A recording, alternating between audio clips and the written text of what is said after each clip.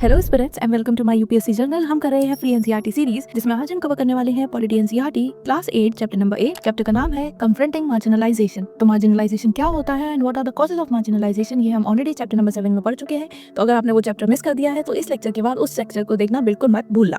चलो तो फिर अपना आज का लेक्चर अब स्टार्ट करते हैं। तो इस चैप्टर में हम समझेंगे कैसे rights are translated into laws, ताकि हम प्रोटेक्ट कर सके our marginalised group from getting exploited. ठीक है, तो इसमें हम क्या समझने वाले हैं कि कैसे जो राइट्स है उनको कन्वर्ट करके उनको यूज करके लॉज बनाए जाते हैं, ताकि जो हमारे माइनॉरिटीज है, जो हमारे मार्जिनलाइज्ड ग्रुप्स हैं, वो एक्सप्लॉइट ना हो, उनको भी इक्वल अपॉर्चुनिटी, इक्वल स्टेटस हमारी सोसाइटी में मिले। अब देखो, सबसे पहले हम इसमें पढ़ेंगे अबाउट इन्वोकिंग फंडामेंटल राइट्स। तो हमारे कॉन्स्टिट्यूशन में बहुत सारे प्रिंसिपल्स हैं टू मेक श्योर कि जो हमारी सोसाइटी है, जो हमारी पॉलिटी है, वो कैसी रहे, वो रहे डेमोक्रेटिक।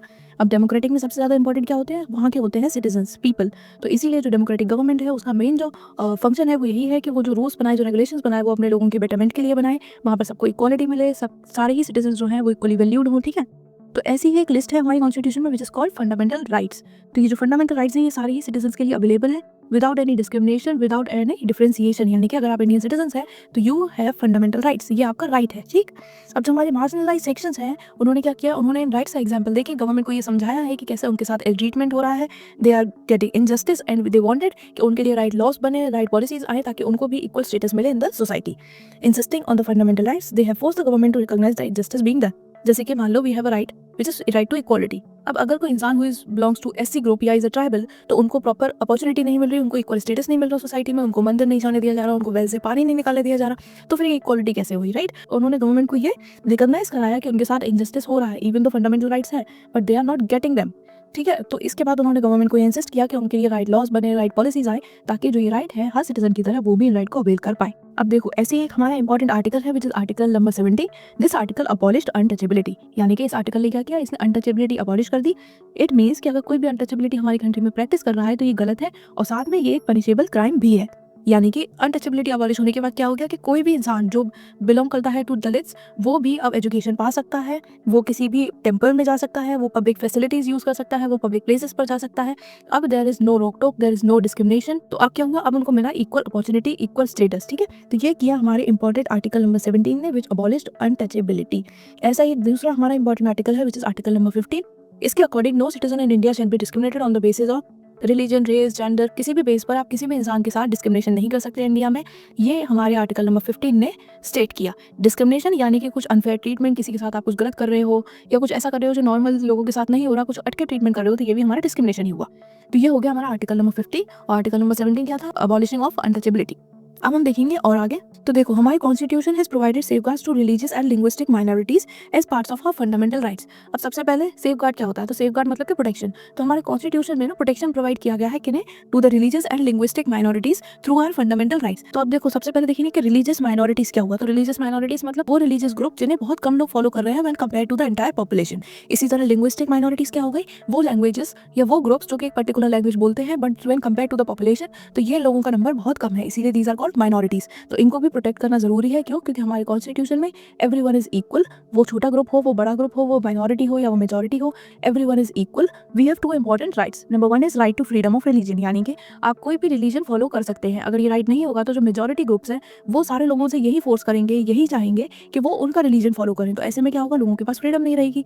तो इसीलिए we have this right to freedom of religion. आप कोई भी रिलीजन फॉलो कर सकते हैं। अगर आपको माइनॉरिटी वाला रिलीजन फॉलो करना है आप वो भी कर सकते हैं, मेजॉरिटी वाला करना है वो भी कर सकते हैं। It is completely your call.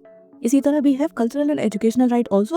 अब ये राइट्स किन के लिए हैं, तो ये राइट्स हैं हमारे रिलीजियस एंड लिंग्विस्टिक माइनॉरिटीज के लिए। ये राइट क्यों है, ताकि जो उनका कल्चर है, जो उनका एजुकेशन है, जो उनका लैंग्वेज है, उसे प्रिजर्व किया जा सके। बिकॉज अगर ये प्रिजर्व नहीं होगा तो धीरे धीरे जो मेजॉरिटी यूज कर रहे हैं वही सारे लोग यूज करने लगेंगे, वही सारे लोग फॉलो करने लगेंगे। तो जो हमारा यूनिकनेस है, जो हमारा हर किसी कल्चर के लिए इंपॉर्टेंस है, जो हर लैंग्वेज के लिए इंपॉर्टेंस है, वो क्या होगा, वो खत्म हो जाएगा धीरे धीरे। जो माइनॉरिटीज वाली लैंग्वेजेस है ये सब दे वैनिश। तो इसीलिए we have the cultural and educational right, ताकि ये जो हमारे माइनॉरिटी ग्रुप्स है ये अपने कल्चर को प्रिजर्व कर सके, अपनी लैंग्वेज को प्रिजर्व कर सके। और ये कैसे करना है, ये पूरा इनके पास राइट है कि ये डिसाइड कर सकते हैं कि कौन से स्टेप्स लेना चाहते हैं to preserve their culture, to preserve their traditions. ठीक है, और ये करना जरूरी क्यों है, क्योंकि ये दिखाता है कल्चरल सिक्योरिटी जो कि हमारा इंडियन कॉन्स्टिट्यूशन प्रोवाइड करता है। आपका कोई भी कल्चर हो, it will be protected and it will be preserve. तो ये हमने देख लिया माइनॉरिटीज के बारे में। अब हम देखेंगे लॉज फॉर मार्जिनलाइज सेक्शन। तो इनके लिए कुछ अलग स्पेसिफिक लॉज होते हैं, स्पेसिफिक पॉलिसीज होती हैं। ये कौन बनाते हैं? ये हमारी स्टेट गवर्नमेंट और हमारी सेंट्रल गवर्नमेंट क्रिएट करती है फॉर द इम्प्लीमेंटेशन। कहाँ इंप्लीमेंट की जाती है? जहाँ पर हमारे ट्राइबल एरियाज हैं या फिर वहाँ उन एरियाज में जहाँ पर जो शेड्यूल क्लासेस का नंबर है वो ज़्यादा है, वहाँ पर उनका पॉपुलेशन ज़्यादा है। तो ऐसी जगह पर ये पॉलिसीज, ये special policies and laws are implicated. अब ऐसी ही हमारी एक पॉलिसी है which is called reservation policy. According to this law क्या होता है कि जो सीट्स हैं, कुछ seats are reserved for Dalits and tribals. कहाँ पर? In educational institutes and government employment. क्यों? ताकि ये जो लोग हैं इनको वहाँ पर प्रॉपर जाने की अपॉर्चुनिटी मिले, इक्वालिटी मिले, ये भी बाकी सारे सिटीजन्स के साथ पढ़ पाए। जहाँ पूरे देश के बच्चे आके जिन एजुकेशनल इंस्टीट्यूट्स में पढ़ रहे हैं वहाँ पर ये भी पढ़ पाए। ऐसा ना हो कि बोल दें कि अब हमारे पास सीट्स नहीं है। तो इनके लिए अलग से रिजर्व करके रखा गया है, क्योंकि इनिशियली इनको काफ़ी डिस्क्रिमिनेशन फेस करने को मिला। तो अब इनके लिए रिजर्व है कि ये सीट्स इनके लिए हैं और यही लोग वहाँ पर जाके पढ़ेंगे। ठीक इसी तरह we have reservation in government employment also, ताकि इन लोगों को भी अपॉर्चुनिटी मिले, ये लोग भी जॉब करें, इकोनॉमिकली ये लोग इंप्रूव करें और हर तरह से जो है इनका स्टैंडर्ड ऑफ लिविंग भी बढ़िया रहे, इंप्रूव करें। अब इस चैप्टर में एक और इंपॉर्टेंट एक्ट दिया गया है तो हम उसे भी डिस्कस करेंगे। It is the schedule caste and schedule tribe prevention of atrocities act 1989।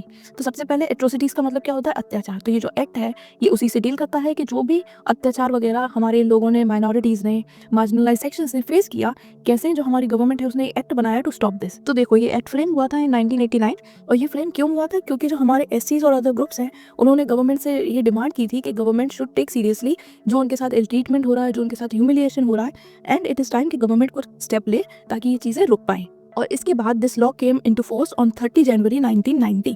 अब इसमें क्या है? इस एक्ट में हमें प्रोवाइड किए गए हैं एक लॉन्ग लिस्ट ऑफ क्राइम्स। साथ में ये जो क्राइम्स हैं इनको डिस्टिंग्विश भी किया गया है in several levels of crime. इसके अलावा इसमें कुछ मोड्स ऑफ ह्यूमिलिएशन भी लिस्टेड हैं which are physically horrific and morally disgraceful. तो ये लिस्ट क्यों बनाई गई है? ताकि अगर कोई भी सिटीजन इन मार्शलाइज्ड सेक्शंस के साथ इनमें से कोई भी क्राइम या कोई भी मोड ऑफ ह्यूमिलिएशन करता है देन ही और शी विल बी पनिश्ड।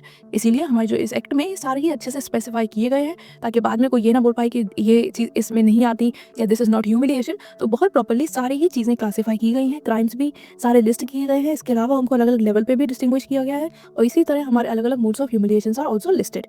कोई इंडियन सिटीजन फॉलो ना करें जिससे कि जो हमारी मार्जिनलाइज सेक्शंस हैं वो प्रोटेक्टेड रहें।